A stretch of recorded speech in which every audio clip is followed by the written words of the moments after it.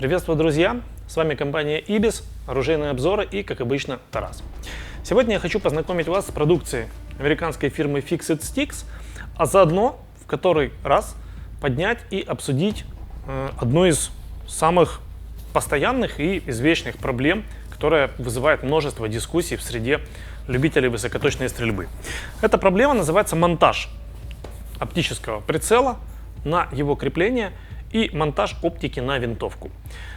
Тема многогранная, тема достаточно сложная, но я надеюсь, что с помощью правильного инструмента, с помощью правильной оптики и правильного крепления нам удастся решить все эти вопросы очень легко, быстро и просто. Поехали!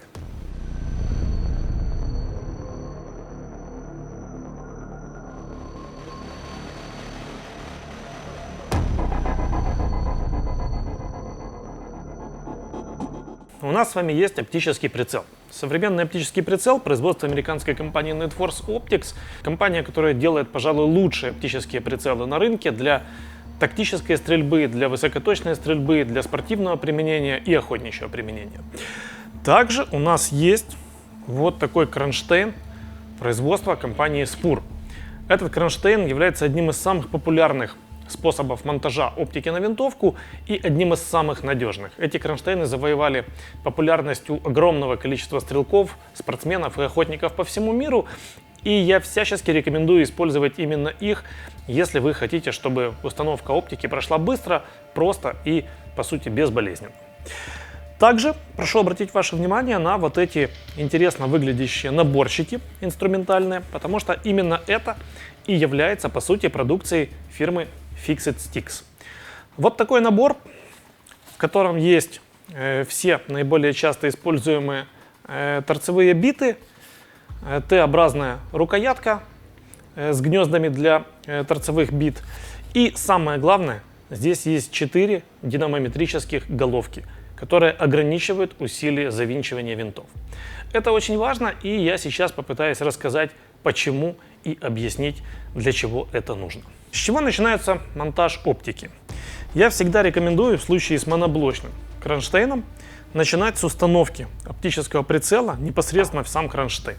То есть располагаем мы, во-первых, я надеюсь, все понимают, что нужно убедиться, что кронштейн имеет тот же диаметр, что и труба прицела, а высота кронштейна позволяет разместить прицел вместе с ним на винтовке и оставить необходимый зазор между стволом, либо цевьем винтовки и оптическим прицелом. Желательно хотя бы 3, 4, 5 мм. Это идеальное расстояние. Можно больше, но никак не меньше.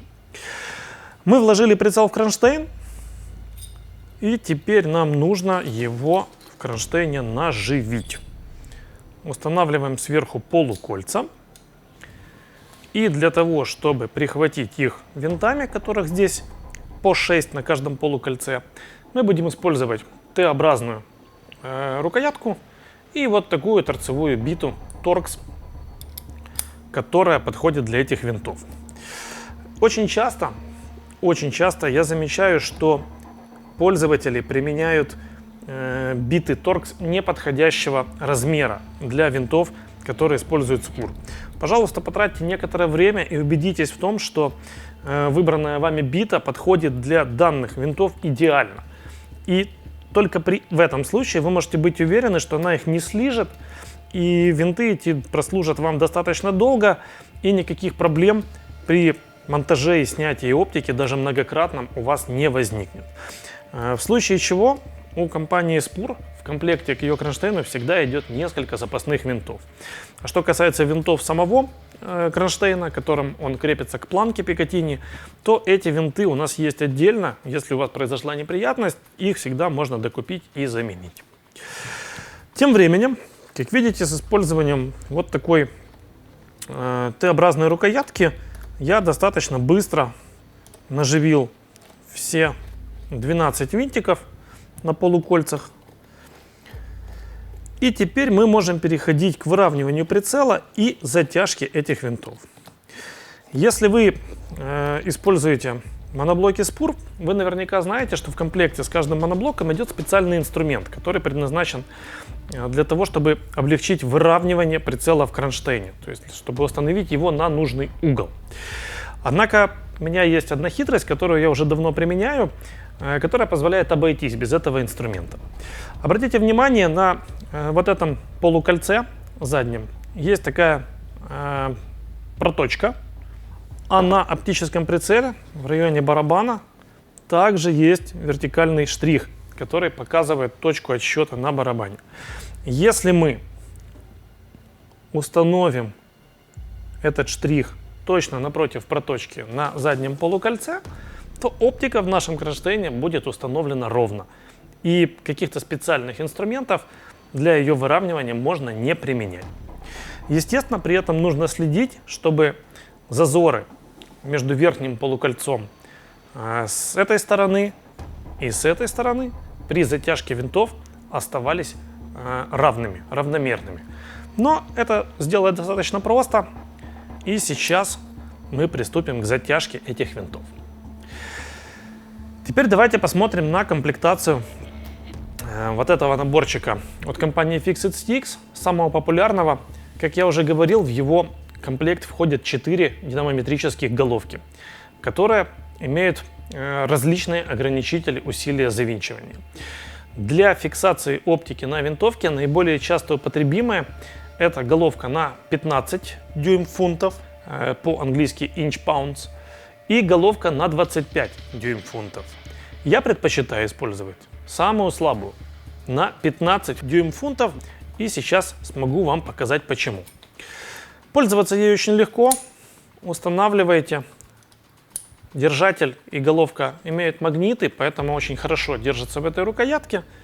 И теперь не составит никакого труда постепенно подтянуть все винтики полукольца и сделать это с равномерным усилием. Мне так немножко неудобно. Покажу вам вот таким образом. То есть начинаем с центральных винтов. И вы слышите, по достижении усилия в 15 дюйм-фунтов, а это очень немного, головка начинает прокручиваться и не дает вам перетянуть винты крепления прицела. То же самое повторяем с передним полукольцом. Центральные винты. И дотягиваем боковые.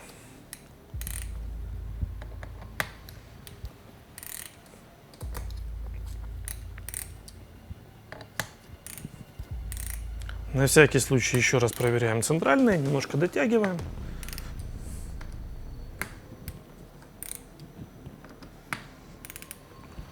Все. Оптика в кронштейне закреплена. Почему я использую головку на 15 дюйм-фунтов? Дело в том, что современные оптические прицелы, они достаточно нежные по своей конструкции. В частности, несмотря на то, что толщина алюминиевой трубки их корпуса может быть несколько миллиметров, при серьезном усилии вот в этой области я знаю немало случаев, когда нарушалась нормальная работа прицела. В чем это заключается? Дело в том, что вот здесь, в этом диапазоне, ходит блок регулировки линз, отвечающих за фокусировку прицела. И вот этим колесом отстройки от параллакса, вы по сути выполняете перемещение блока линз внутри корпуса прицела. Если передавить корпус прицела даже не намного, а сделать это очень легко. Дело в том, что большинство пользователей, которые устанавливают оптику от руки, они обязательно приложат усилия значительно больше, чем это необходимо. Потому что им кажется, что таким образом оптика будет надежнее держаться в своем креплении. На самом деле это не так. Единственное, к чему это приведет, к тому, что прицел окажется перетянут. И в большинстве современных прицелов это приведет к тому, что рукоятка параллакса начнет работать значительно хуже, чем она могла бы. А сам параллакс будет отстраиваться, соответственно, не так хорошо, как это могло бы быть. В некоторых случаях вот это пережимание корпуса прицела в этой части приводит к тому, что просто не удается повернуть рукоятку параллакса на необходимую вам отметку. И в случае особо сильных пользователей приводит это к тому, что регулировка параллакса просто выходит из строя. Поэтому я крайне рекомендую всем, кто хотя бы иногда занимается установкой оптики на свою винтовку, применять для этого динамометрический инструмент. Благо в случае с компанией Fixit Sticks эта вещь очень компактная, очень удобная и позволяет выполнять все операции очень быстро и просто. Повторяем затяжку с усилием 15 дюйм-фунтов.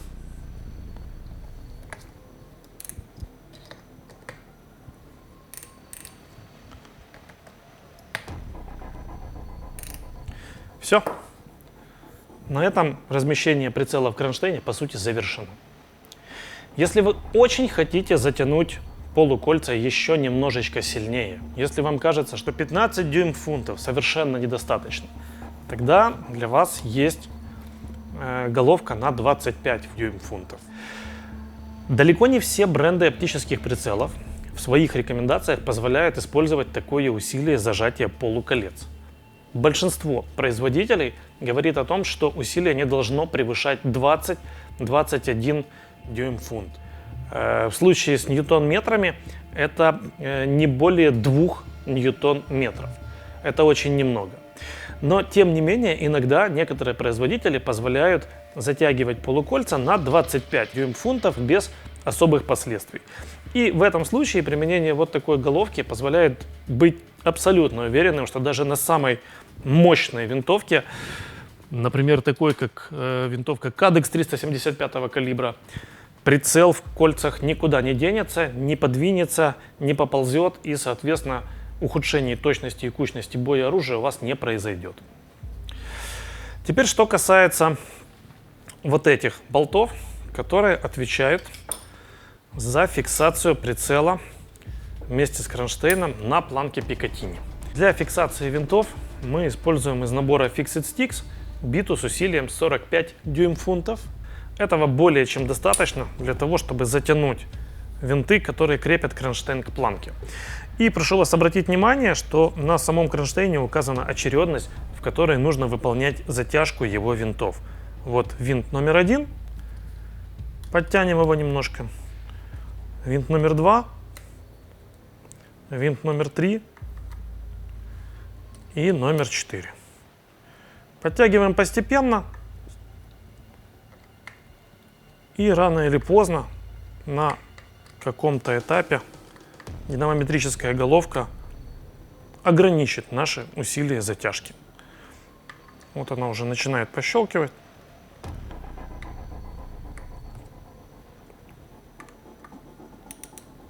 Все, уперлись.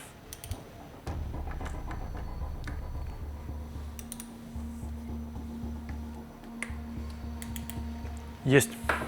Все 4 винта затянуты с равномерным усилием в 45 дюйм-фунтов. Этого более чем достаточно для того, чтобы прицел был надежно закреплен на планке Пикатини любой винтовки. На сайте компании Fixit Sticks есть рекомендации по необходимым усилиям затяжки от различных производителей, различных систем для монтажа оптики, для монтажа ресивера винтовки в шасси. Вот, кстати, вот это большая головка на 65 дюйм-фунтов. Она часто применяется для фиксации ресивера винтовки в алюминиевых шасси. И с помощью вот этого набора можно выполнить все эти операции очень легко и очень просто. Компания Fixit Sticks вообще начинала с того, что производила подобные ремонтные наборчики для рынка велосипедов, горных велосипедов, которые достаточно часто приходится ремонтировать в полевых условиях. Но после того, как ее владелец и автор этой разработки увлекся высокоточной стрельбой, он понял, что подобные же инструменты будут незаменимы и в этой сфере. И на данный момент они получили огромную популярность. Я приобрел такой набор на выставке SHOT Show зимой в этом году. И, честно говоря, вот с этим набором я уже не расстаюсь. То есть каждый выезд на стрельбище, он обязательно лежит у меня в рюкзаке, потому что уже несколько раз он оказывал мне неоценимую помощь и очень серьезно выручал. Либо меня, либо кого-то из моих друзей-стрелков. Еще несколько наборов Fixit Sticks отличаются своей комплектацией. Вот это, например, набор, который называется The Works, то есть работы, скажем так. Это набор, который обладает максимальным количеством инструментов Fixed Sticks. Здесь предусмотрены все необходимые биты, предусмотрены 4 динамометрических головки, а также целый набор специализированных инструментов для обслуживания разных видов и типов оружия. И в комплект входит даже вот такая интересная подставочка, которая фиксируется здесь на велкро, на липучке. Для чего она нужна? Она магнитная, и сюда очень легко и удобно складывать биты, с которыми вы работаете, либо какие-то мелкие винтики и детали. Этот набор для того, кто хочет приобрести себе вот на все случаи жизни инструмент. Однако есть более специализированные наборы, например, для владельцев R15 либо R10. Вот эти два наборчика. Они предназначены для обслуживания карабинов и винтовок R15 и R10, а необходимые динамометрические головки сюда можно докупить по отдельности на те значения, на которые вам они нужны.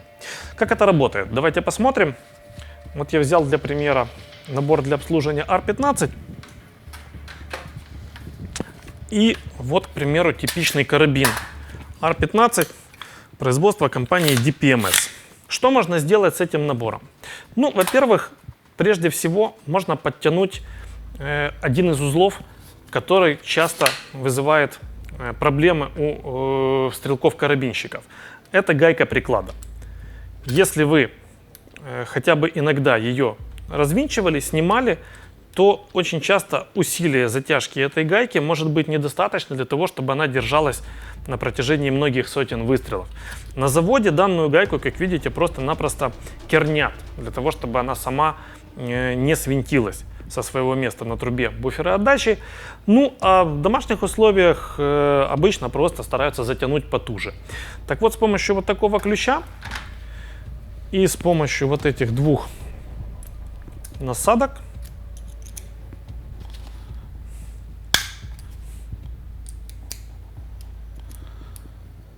можно соорудить вот такой инструмент. И в полевых условиях, если в этом возникает необходимость, вот таким образом подтянуть гайку приклада. Достаточно удобно и очень быстро. Другие инструменты в этом наборе предназначены, например, для быстрой чистки R15, опять же в полевых условиях. Для тех, кто никогда не видел, как это делается, сейчас постараюсь продемонстрировать. Вот, кстати, тоже мелочь, казалось бы, но очень продуманная. Вот этот инструмент предназначен для выталкивания штифтов R15 без повреждения ее ресивера. Если у такого производителя, как DPMS, это можно сделать пальцами без всяких проблем, штифты очень легко ходят в ресиверах, то у некоторых других производителей при этом нужно прикладывать определенные усилия и воспользоваться инструментом. Вот я установил инструмент в ключ и аккуратненько надавливаю на штифты на ресивере, выдвигаю их. Соответственно, теперь карабин у нас разобран на две части. Извлекаем затворную раму и затвор. Чаще всего именно в этой детали R15 скапливается основной нагар, который необходимо обслуживать. И вот для того, чтобы это сделать, нужно разобрать затворную раму и затвор. Вот этим инструментом можно подтолкнуть и извлечь шпильку, которая фиксирует ударник. Также им удобно будет повернуть копирный штифт. И после этого мы извлекаем затвор из затворной рамы. Теперь у нас в наборе инструментов есть, например, вот такой скребок. Если вы произвели достаточно большое количество выстрелов из вашей арки, то рано или поздно в этой полости затворной рамы скопится нагар. Для того, чтобы быстренько его вычистить, можно вставить сюда скребочек и сделать несколько вот таких вот оборотов. Ну, желательно, конечно, еще немножко масла туда плеснуть, либо растворителя, для того, чтобы это быстрее происходило. И после чего эта полость затворной рамы будет практически чистой. То же самое можно произвести с затвором. Я думаю, все карабинщики знают, что вот в этой области личинки затвора скапливается большое количество нагара. Вот таким вот образом, с помощью вот такого скребка, этот нагар достаточно быстро и легко счищается из данной области личины затвора. Еще одна область, где часто скапливается нагар, это боевые упоры на лечение затвора. И для нее также есть специальный инструмент. Вот такой бронзовый скребочек, который никоим образом не может повредить стальным боевым упорам. Вот его можно использовать для того, чтобы выскрести нагар из вот этих труднодоступных мест на лечение затвора. Безусловно, без всех этих инструментов можно обходиться так же, как до сих пор без них обходились в случае необходимости почистить R15. Однако с их применением сделать это становится значительно проще, и выполнить это можно значительно быстрее. Еще в набор Fixit Sticks для R15 входят две вот таких латунных стойки. Соединяем их между собой, ввинчиваем в биту в рукоятке, а сюда можно поставить, например, вот такую пластиковую щеточку.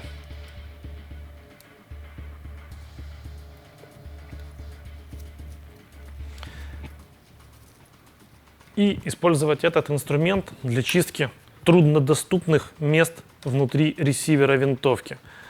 Газовую трубку, канал рукоятки взведения,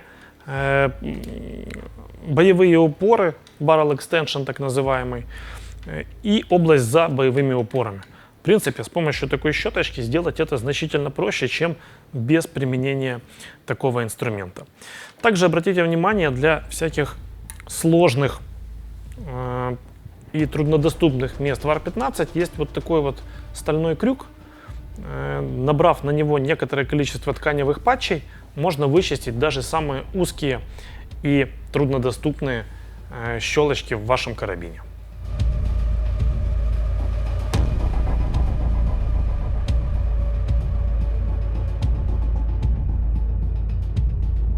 Еще один инструмент компании Fixit Sticks, который, по моему мнению, необходимо иметь каждому стрелку. Это вот такой составной или же наборной шомпол для полевых условий эксплуатации вашего оружия.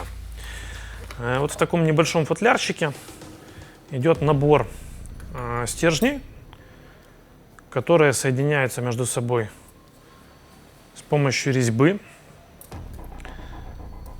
Для защиты резьбы между ними установлены специальные латунные втулки.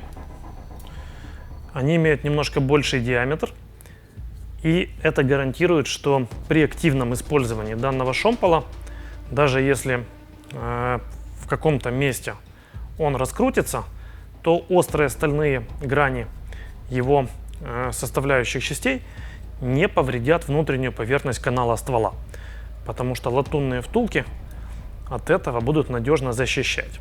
Кстати же говоря, в комплекте к этому шомполу вот эти втулки есть для двух калибров. Для калибров 22-х, то есть 5,56, в принципе для 6,5, наверное, тоже.